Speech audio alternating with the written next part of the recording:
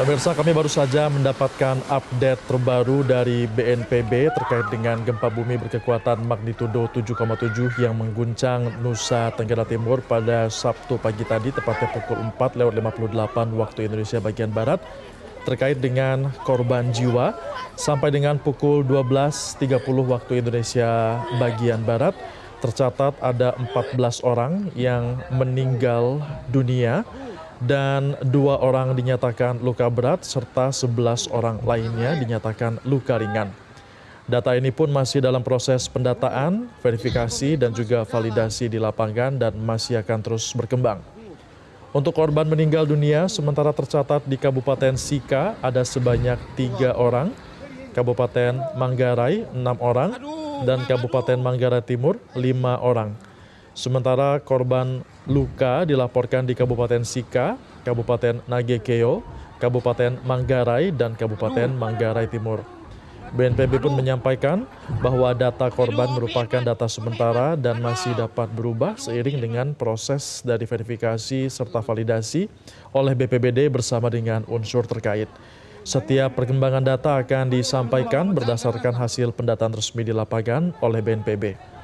Sementara itu pemirsa, selain korban jiwa, ada sekitar 5 kepala keluarga terdampak dan ada sekitar 2.000 warga yang melakukan pengungsian atau evakuasi mandiri. Sebagian besar warga ini melakukan evakuasi menyusul guncangan kuat dan peringatan dini tsunami yang sempat dikeluarkan setelah gempa utama pada pukul 5 pagi tadi. Dari aspek kerusakan, sementara data mencatat ada 54 unit rumah yang rusak berat, 9 unit rumah dinyatakan rusak sedang, dan 11 unit lainnya ini dinyatakan rusak ringan. Kerusakan juga terjadi pada 5 fasilitas kesehatan, 1 fasilitas pendidikan, ada 1 gudang bulog, dan juga 3 fasilitas ibadah, serta terdapat 6 kantor pemerintahan yang rusak akibat gempa. Kabupaten Manggarai ini menjadi salah satu wilayah dengan dampak kerusakan yang cukup signifikan pemirsa, di mana di lokasi tersebut tercatat 29 unit rumah dinyatakan rusak berat, 9 unit rumah rusak sedang, dan 9 unit rumah ini rusak ringan. Selain itu ada 5 fasilitas kesehatan dan 1 fasilitas kesehatan serta pendidikan yang mengalami kerusakan. Dan di Kabupaten Manggarai Timur tercatat 23 unit rumah yang dinyatakan rusak berat. Kita beralih ke Kabupaten Nagekeo, di mana dampak sementara ini meliputi 2 unit rumah rusak berat, 1 unit rusak sedang, dan 2 unit rusak ringan. Selain itu ada 2 fasilitas ibadah yang mengalami rusak ringan dengan 5 kantor pemerintahan terdampak. Kondisi terkini di wilayah tersebut pun mengakibatkan arus lalu lintas yang dilaporkan mengalami kemacetan dan ada gangguan listrik yang masih padam. Di wilayah lainnya pemirsa, di Kabupaten Sika ini dilaporkan ada 3 korban meninggal dunia dan 2 korban luka ringan. Di Kabupaten Manggarai terdapat 6 korban meninggal dunia, 1 luka berat dan 2 luka ringan.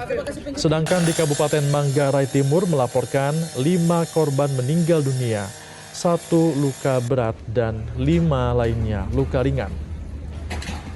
Kita ketahui informasi awal bahwa gempa utama berkekuatan atau berpusat di laut pada koordinator 8,41 lintang selatan dan 121,39 bujur timur dengan kedalaman 15 km atau sekitar 38 km timur laut dari Mbai, Kabupaten Nagekeo.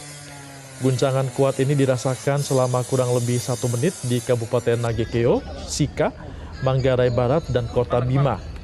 Gempa juga dirasakan di sejumlah wilayah lainnya seperti di Provinsi Sulawesi Selatan, termasuk Jeneponto, Kepulauan Selayar, dan Maros.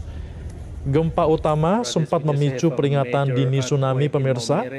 BPBD bersama unsur terkait juga segera mengerahkan masyarakat di wilayah pesisir untuk melakukan evakuasi menuju ke tempat yang lebih tinggi dan aman. Berdasarkan hasil observasi tinggi muka laut di wilayah terdampak, tidak terdapat lagi kenaikan muka air laut signifikan yang membahayakan. Dan pada akhirnya BMKG menyatakan peringatan dini tsunami berakhir pada pukul 7:31 waktu Indonesia bagian Barat. Kita saksikan pemirsa, di layar kaca ini merupakan salah satu proses evakuasi yang dilakukan oleh warga, di mana tadi juga diinformasikan warga ini melakukan evakuasi mandiri karena khawatir akan adanya gempa susulan yang terjadi. Dan beberapa di antara mereka juga harus terdampak gempa, rumahnya rusak sehingga menuju ke tempat pengungsian yang lebih aman dan kebanyakan menuju ke dataran yang lebih tinggi. BPBD di wilayah terdampak bersama unsur TNI, Polri, pemerintah daerah dan juga instansi terkait dengan gempa ini juga melakukan kaji cepat, pendataan korban dan kerusakan, pemantauan kondisi masyarakat serta penanganan kebutuhan warga terdampak. Untuk Kabupaten Manggarai, sejumlah kebutuhan mendesak telah diidentifikasi pemirsa, antara lain adalah 15 tenda pengungsi, 12 tenda posko, 20 tenda peleton, 30 ton beras, ada obat-obatan, 1.000 velvet, 1.000 selimut, ada tikar, kemudian juga peralatan dapur, tendon air, dan juga beberapa unit genset yang dipakai untuk membantu proses evakuasi dan juga menghidupkan kembali listrik yang sempat padam. BNPB pun mengimbau masyarakat untuk tetap tenang dan tidak terpengaruh dengan informasi yang belum dapat dipertanggungjawabkan. Masyarakat diminta menghindari bangunan yang retak atau rusak akibat gempa karena masih terdapat potensi gempa susulan. Masyarakat di wilayah pesisir juga diminta tetap mengikuti informasi resmi pemerintah dan juga BMKG. Meskipun peringatan dini tsunami telah berakhir, namun kewaspadaan tetap diperlukan terhadap potensi gempa susulan maupun bahaya lain akibat kerusakan bangunan. BNPB bersama dengan BPBD serta unsur terkait pun akan terus melakukan pemantauan serta pemutakhiran data dampak gempa. Perkembangannya pun akan terus di-share dan situasi dapat diperoleh melalui kanal komunikasi resmi pemerintah dan juga BMKG.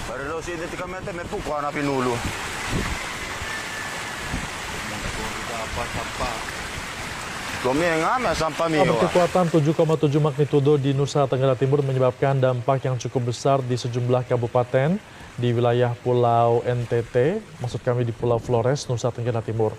Menurut data sementara, sebelumnya dikatakan ada 5 korban meninggal dunia, namun sudah dimutakhirkan menjadi 14 korban yang meninggal dunia, serta ada ratusan bangunan yang rusak. Saat ini pun Pemprov NTT melalui BPBD NTT telah menyiapkan posko penanggulangan darurat bencana gempa Flores di kantor BPBD NTT di Kupang. Posko penanggulangan darurat bencana ini nantinya akan menyiapkan data dan informasi satu pintu terkait bencana dan penanganan bencana, termasuk juga menyalurkan bantuan logistik ke daerah-daerah terdampak. Analis kebencanaan BPBD NTT, Richard Pelt, mengatakan bahwa saat ini pemerintah masih terus mengumpulkan data dan informasi terkait dengan bencana gempa di lokasi tersebut. Sejumlah ruas jalan pun mengalami longsor dan putus. Kita simak, ini dia pernyataan dari analis kebencanaan BPBD NTT.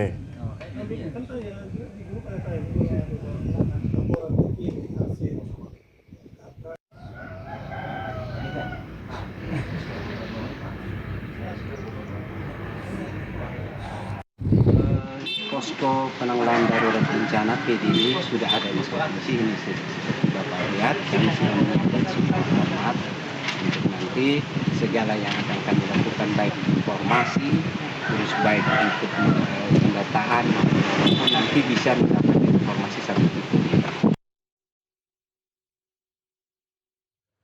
Sementara itu, Gubernur Nusa Tenggara Timur Emmanuel Melkiades Lakalena memastikan semua unsur bergerak cepat mengatasi dampak yang ditimbulkan akibat gempa magnitudo 7,7.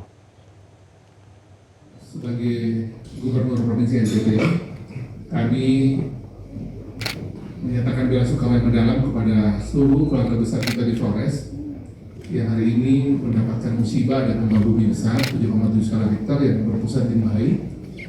Dan sejauh yang kami cermati dan juga sejak pagi kami berkoordinasi dengan Forkopimda Provinsi, Pak Kapolda, Pak Dandim dan lain, dan juga dengan teman-teman bupati seluruh Daratan Flores, wakil bupati dan yang lain.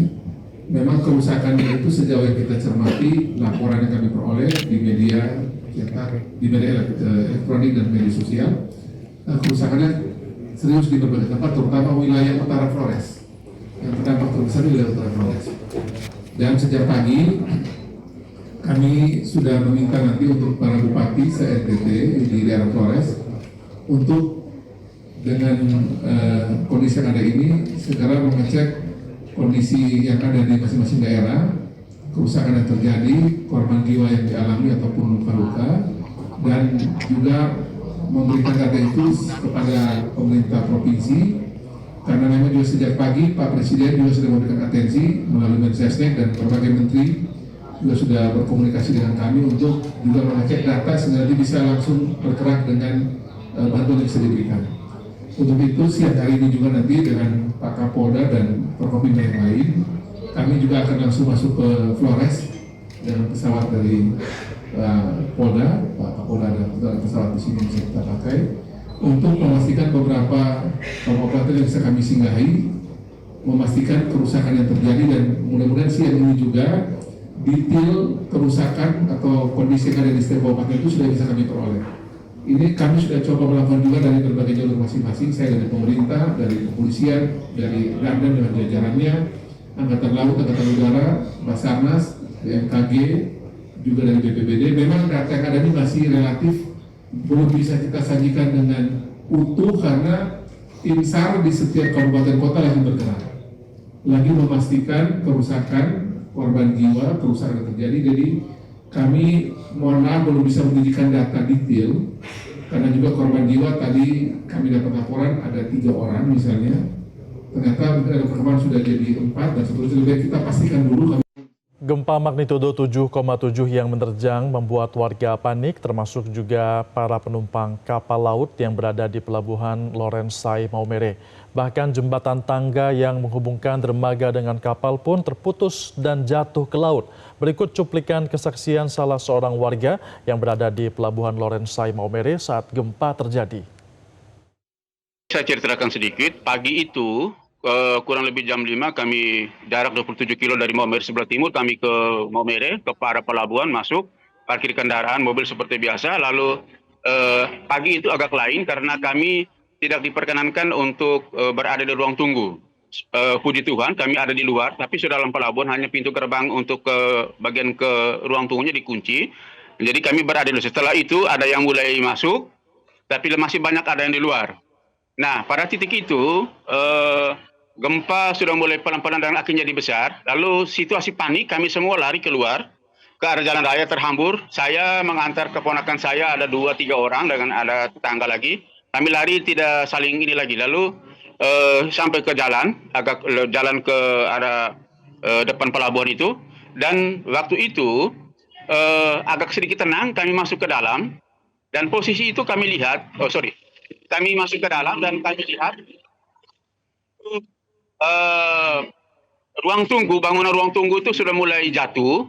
Dan saya lihat sendiri pada saat itu kapal itu sepertinya Bukit Seguntang, dia mungkin diperkenankan secara teknis harus melepaskan tali segala macam ikatan di pelabuhan, harus mulai berlayar ke tengah. Dan pada saat itu ada penumpang yang ada di kapal di tangga karena kapalnya ke tengah laut, sehingga tangga itu tidak terikat dengan kapal. Lalu ada yang jatuh dan terhambur ke air laut. Dan pada saat itu banyak yang karena tembok pagar itu jebol, dan ada ibu dengan anak kalau tidak salah mungkin tersesat di situ. Kita betul-betul waktu itu kita tidak bisa kondisi memperhatikan lagi ini, hanya kita berusaha untuk menyelamatkan diri. Saya tambah sedikit karena kami yang usia sekarang itu masih punya pengalaman, riwayat kami mengalami gempa 92. Dan kami memang karena posisi ada di pelabuhan sehingga kami merasa bahwa pada saat itu seperti terulang 92. Jadi prinsip kami itu tidak boleh berada dekat air. Jadi kami harus lari ke arah jalan keluar dari pelabuhan, dan pada saat itu kami lari ke arah Nita, ke arah Nele. Itu di dataran tinggi. Mungkin itu saya dulu.